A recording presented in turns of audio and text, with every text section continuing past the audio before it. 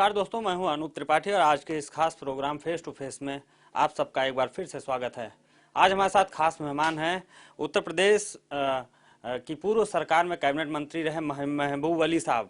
इस समय उत्तर प्रदेश की जो लोक लेखा समिति है उसके चेयरमैन भी हैं और अमरोहा सदर से छठी बार लगातार विधायक हैं। उत्तर प्रदेश के पश्चिमी उत्तर प्रदेश के लोकप्रिय नेता हैं और एक बड़ा चेहरा माने जाते हैं। सर, स्वागत है आपका जेके न्यूज़ के इस खास प्रोग्राम में। सर, इस समय का उत्तर प्रदेश ही नहीं देश भर में जो सबसे बड़ा मामला है, किसानों का आंदोलन चल रहा है। सबसे पहले हम इस किसानों के आंदोलन पर आपकी प्रतिक्रिया चाहेंगे। देखिए, वर्तमान सरकार ने जहां उद्योगपतियों की तिजोरी में बहुत से ऐसे विभाग और इमारतें रख दी हैं, उसी तरह से किसानों को भी ये सरकार, देश की सरकार, तिजोरी में रखना चाहती है उद्योगपतियों की। अगर बात कर ले तो ये बहस होना चाहिए था कि किसान का फसलों का उचित मूल्य मिलने के लिए कि किस तरह से हमारी अपनी व्यवस्था होनी चाहिए। आज 18,000 करोड़ से अधिक किसानों के गन्ने का भुगतान है। गेहूं अगर बाजार में बेचने जाओ तो 2300 रुपये रेट है, 1300 में आप मार्केट में ले लीजिए। धान अगर बेचने जाओ तो 2700 रुपये रेट है, आप 1300 रुपये से ले लीजिए। तो ये क्या है? अगर इस व्यवस्था को एमएसपी की बात करते हैं, न्यूनतम मूल्य किसान को जब मिल ही नहीं रहा तो वो अपनी बात भी नहीं कहे तो और क्या कहे। मैं कहता हूँ कि ये जनाक्रोश है और एक ही देश में बड़ी क्रांति। किसान जाग चुका है और हर हालात में जो सरकार का ये कहीं ना कहीं जो इन्होंने अभी जो प्रदेश में नया कानून बनाने जा रहे किसानों के प्रति, ये बिल्कुल किसान विरोधी है। और किसान का हर हालात में कहीं ना कहीं कि आज कटोरा उसके हाथ में आ जाएगा कि वो भी उन्हीं की दहलीज पर, उद्योगपतियों की दहलीज पर एक भिखारी की हैसियत से खड़ा रहे। वो दे तो भी ठीक है, ना दे तो ठीक है। इसलिए मजबूर होकर किसान अपना घर परिवार छोड़कर बाहर निकला, भूखे प्यासे रहकर इस ठंड के मौसम में। कोई ऐसा पागल नहीं है कि वो कहीं निकलेगा, कोई ऐसा नहीं। को बहुत से लोग कह रहे हैं कि कहीं दूसरी पार्टियों का सहयोग है। आप बताइए कौन इस वक्त? एक वक्त था हाँ, जब लोग बाजरे मक्का ज्वार की रोटी किसान खाता था, गेहूं की रोटी नेता खाते थे। अब गेहूं की रोटी खाता है किसान, उसमें अक्ल है, वो जानता है हमारे अच्छा और बुरा है क्या। आज वो बेपनाह परेशान है, लाचार और मजबूर बनाकर रख दिया वर्तमान सरकार ने। इसलिए किसी भी कीमत पर ये आंदोलन, मैं कहता हूँ कि मैं व्यक्तिगत आधार पर इस आंदोलन के पक्ष में हूँ और उसका निश्चित ही ये जो कहीं ना कहीं किसान विरोधी कानून है, इसे सरकार को वापस लेना चाहिए और ऐसे कानून नहीं बनाने चाहिए जो जनहित में ना हो और जन विरोधी हो। प्रधानमंत्री जी लगातार कह रहे हैं कि किसान बिल पर, जो कृषि बिल 2020 है, उस पर सियासत हो रही है और किसान बिल जो है वो किसानों के हित में है। किसानों को भड़काया जा रहा है, विपक्ष कर रहा है। क्या कहेंगे इस पर? नहीं, मैं तो ये कह रहा हूँ, क्या नाम, अभी बताइए ना, न्यूनतम मूल्य की बात कर रहे हैं, वो एमएसपी के रेट पर मैंने आपको रेट बताया। प्रधानमंत्री जी व्यवस्था क्यों नहीं करते कि वो न्यूनतम मूल्य मिलना चाहिए? आप तो जोड़े या दुगने की बात कर रहे थे, लेकिन वो न्यूनतम मिलने जो निर्धारित किया है मूल्य वही नहीं मिल रहा। मैं प्रमाण दे दूंगा, आप आइए, निकलिए, देखिए देहात में कि क्या हो रहा है। उसका धान किस हिसाब से बिक रहा है, उसका गेहूं किस हिसाब से बिक रहा है, उसके गन्ने की स्थिति है क्या। आज 200 रुपये अब गन्ना बेचने पर मजबूर है कोल्हुओं पे किसान। तो ये कहाँ, बताइए। प्रधानमंत्री जी जो कह रहे हैं वो जमीन पर भी तो होना चाहिए। जमीन पर कुछ नहीं है, सिर्फ लफाजी बातें मीडिया के सामने और प्रेस के सामने हो रही है, इसके अलावा कुछ नहीं। किसान लगातार आज 4-5 दिन हो गए हैं, लगातार विरोध प्रदर्शन कर रहे हैं, धरना दे रहे हैं, खुले आसमान के नीचे सड़कों पर हैं। और बनारस में एक बड़ा देव दीपावली पर आयोजन होने जा रहा है। सरकार वहां लगी हुई है, केंद्र सरकार हो या उत्तर प्रदेश सरकार हो। किसानों के बीच बातचीत की बात तो कही जाती है, लेकिन बातचीत हो नहीं रही है। उनका धरना प्रदर्शन खत्म नहीं हो पा रहा है। देखिए, धरना प्रदर्शन ये संभवतः लगता है जिस तरह से किसान गुस्से में है बहुत ज़्यादा, ये ख़त्म नहीं होगा जब तक ये कानून वापस नहीं होगा, मुझे लगता है। और मैं कहता हूँ कि ऐसे कानूनों के लिए किसी भी व्यक्ति को, किसी व्यक्ति और समाज या संप्रदाय, किसी भी व्यक्ति के लिए अगर ऐसा कानून बनता है तो हर हालात में उसे अपना आक्रोश हर हद तक जाकर मतलब एहसास कराना चाहिए। महबूब अली जी, 2 दिन पहले ही उत्तर प्रदेश सरकार का एक कानून उत्तर प्रदेश में लागू हुआ है, लव जिहाद कानून। राज्यपाल ने उस पर हस्ताक्षर भी कर दिए हैं, उत्तर प्रदेश में लागू हो गया है। इस कानून को कैसे देखते हैं आप? देखिए, आप महिलाओं पर होने वाले अत्याचार अगर कहीं किसी भी गुना भाग कर ले, किसी भी तरह से दर्शाने लगे, तो मैं कहूँगा कि मेरे ख्याल से आप ऐसे कानून बनाने से कोई लाभ नहीं है। सरकार कह रही है कि यह सभी धर्मों के लिए है और धर्म विशेष यानी कि मुस्लिम लोग इसके विरोध में क्यों हैं? नहीं, मुस्लिम कोई विरोध में नहीं है, इसके कोई विरोध में नहीं है। इसके मेरे हो सकता है किसी का व्यक्तिगत राय हो सकती है, लेकिन ये किसी के विरोध में नहीं है। ये तो विरोध खुद ही बीजेपी के लोग जोड़ते हैं कि हाँ, इससे हर चीज़ क्या है, आप 3 तलाक का ले लीजिए या 370 का ले लीजिए या ये लव जिहाद का ले लीजिए। अच्छा, एक बात बताइए, 370 बनाया है, मैं तो कहता हूँ 370 वापस है। मुझे सोने का मकान बना के दे दिए, सोने का नवाला दे दीजिए, मैं जाने का ही नहीं हूँ रहने। क्यों जाऊँगा? अगर मुझे दिख रहा है मेरी पता नहीं कमर में पीठ में आके कौन कब क्या मार दे, तो कोई ऐसा नहीं है कि आदमी कि उसका कोई लाभ हो रहा है। लेकिन हाँ, वहाँ बहुत बड़ा नुकसान हुआ है कश्मीरियों का, जबकि वो हिंदुस्तान का हिस्सा है। हर हालात में उनका इस तरह से नहीं होना चाहिए था। महबूब अली जी, असदुद्दीन ओवैसी AIMIM के जो प्रमुख हैं, उनके बारे में क्या कहेंगे? अभी उनके कई बयान आए जब वो खुद को जिन्ना के रूप में स्थापित करने में जुटे हुए हैं। व्यक्तिगत आधार पर तो आदमी अपने आप को कुछ भी कह ले, लेकिन एक मुसलमान है, मैं सम्मान करता हूँ। लेकिन जो काम वो कर रहे हैं, जो RSS काम कर रही है, बीजेपी काम कर रही है, उस वही काम ओवैसी जी कर रहे हैं कि जिस तरह से देश को तोड़ने का, समाज को बांटने का, सांप्रदायिकवाद फैलाने का। इसलिए इससे ज़्यादा मैं ओवैसी जी के बारे में कहने की। क्या देश के मुसलमान ओवैसी जी के साथ चलेंगे?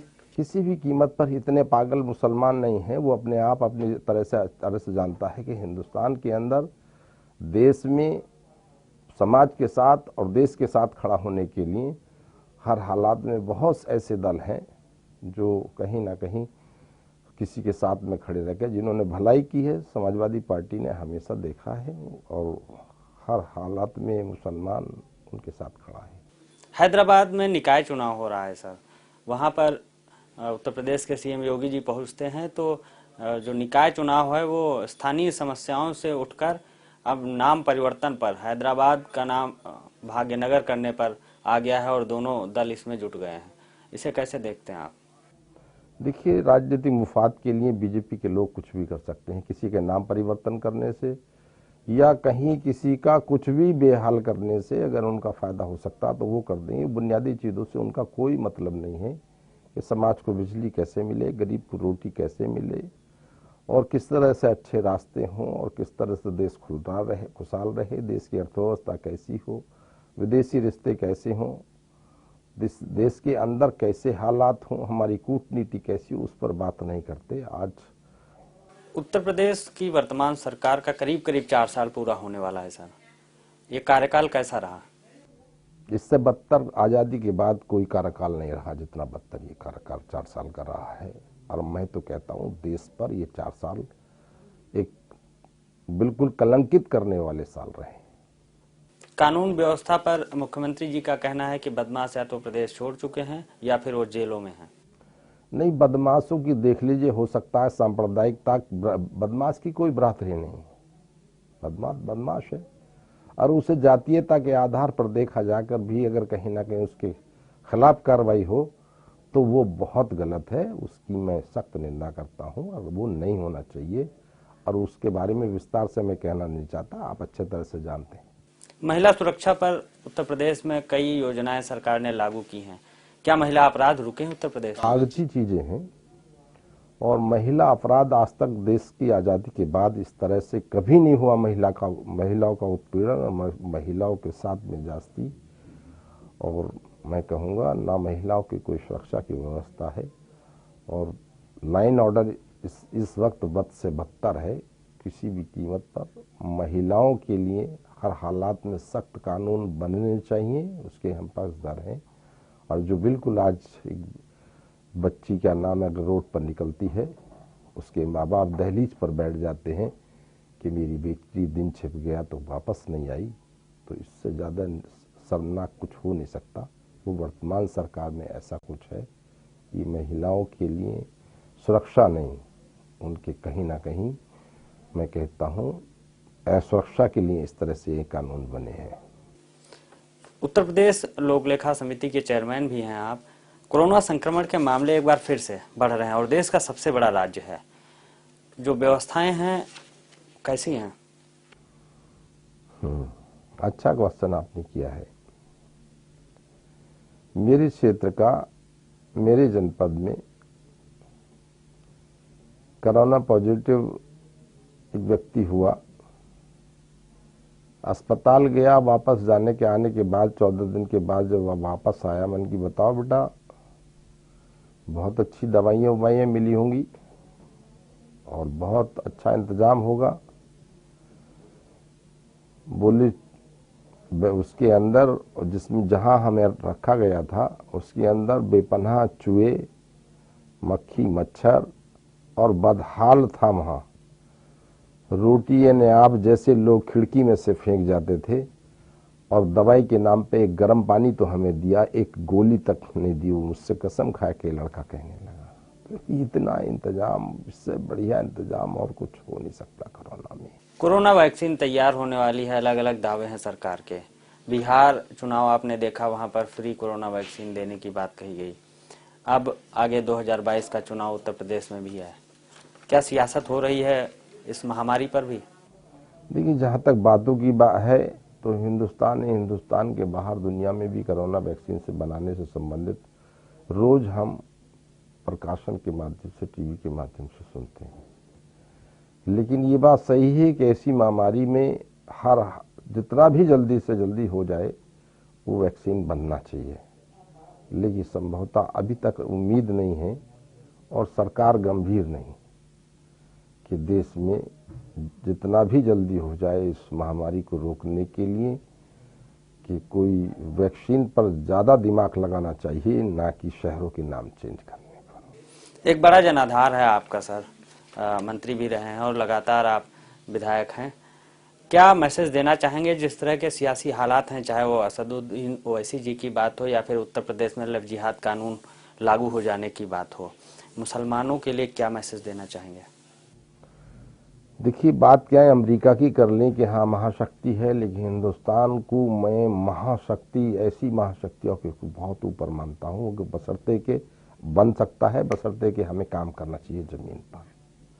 और हम कहेंगे कि देश की सरकार को देश को संगठित कर, लफाजी बातें नहीं करके देश को संगठित कर, आगे बढ़ाकर, और कहीं ना कहीं देश की कूटनीति, देश की मतलब अर्थव्यवस्था और मैं कहता हूँ विदेश नीति पर सबसे ज़्यादा विचार करना चाहिए और देश के अंदर एक भाईचारा और मोहब्बत का माहौल पैदा करना चाहिए। मैं तो कहता हूँ खासकर हर समाज के मुस्लिम वर्ग की बात कर लें तो मुस्लिम वर्ग मेरे ख्याल से तो कभी गुमराह ना हुआ है और ना होगा। वो आज अगर यकीनन अगर है तो देश के साथ मुसलमान खड़ा है।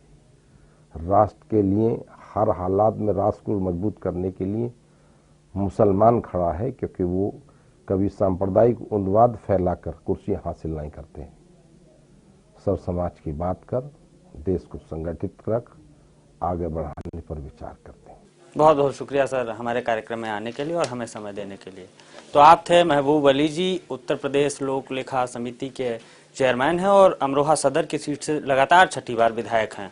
समाजवादी पार्टी सरकार में कैबिनेट मंत्री भी रहे हैं। तमाम हमारे सवालों के जवाब उन्होंने दिए, और वो चाहे मुस्लिम वर्ग की सियासत की बात हो, उत्तर प्रदेश में तमाम नए कानूनों की बात हो या किसान आंदोलन की बात हो, उन्होंने खुलकर अपने विचार रखे। फिलहाल आज के इस खास प्रोग्राम में इतना ही। फिर हम किसी नई शख्सियत के साथ आपसे रूबरू होंगे। तब तक के लिए मुझे और मेरी टीम को दीजिए इजाजत। नमस्कार।